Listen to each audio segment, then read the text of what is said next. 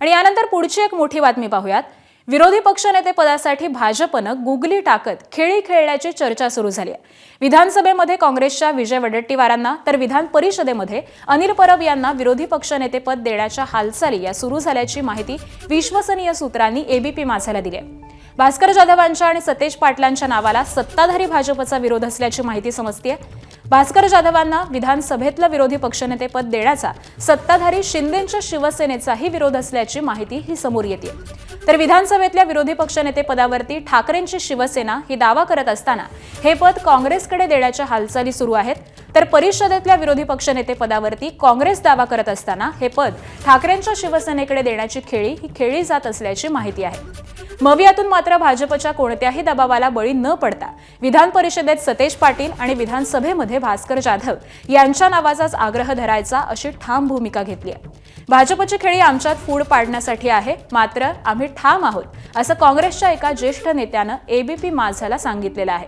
पाटील आणि जाधव यांच्याशिवाय दुसरं कोणतंही नाव हे स्वीकारायचं नाही अशी भूमिका देखील मवियाच्या नेत्यांनी घेतलेली आहे। आणि याच संदर्भातले अपडेट देत आहेत आमचे प्रतिनिधी निलेश बुधावले आपल्या सोबत आहेत।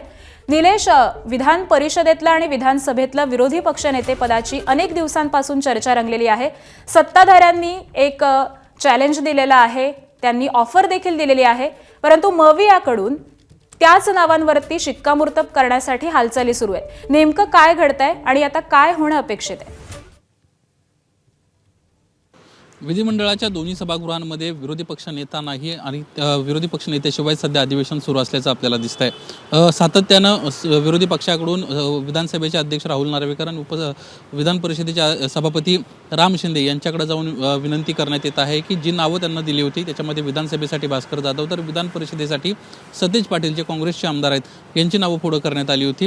मात्र आता सत्ताधारी पक्षाला या गोष्टीची प्रामुख्यानं जाणीव आहे की जर भास्कर जाधव खालच्या सभागृहामध्ये विरोधी पक्षनेते झाले तर प्रामुख्यानं त्यांच्या टार्गेटवर कोण असेल तर एकनाथ शिंदे असतील आणि त्यांची शिवसेना असेल, त्यांचे मंत्री असतील आणि त्यामुळेच भास्कर जाधव नकोच अशा पद्धतीची एक भूमिका जी आहे ती एकनाथ शिंदेंच्या शिवसेनेनं महायुतीतल्या वरिष्ठ नेत्यांकडे मांडल्याचं आपल्याला दिसतंय आणि त्यामुळं भास्कर जाधव यांचं नाव आता कुठेतरी बाजूला करून त्या ठिकाणी जर नाव कोणाचं घ्यायचं असेल तर विजय वडेट्टीवार यांचं नाव असावं अशा पद्धतीचा एक निरोप महायुतीकडून महाविकास आघाडीकडे पाठवण्यात आलेला आहे।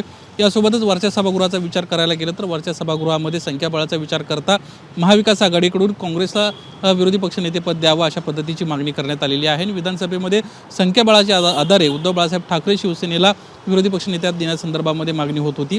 मात्र इथं देखील विरोधी सत्ताधारी पक्षाकडून कुठेतरी एक खेळी खेळण्यात येते।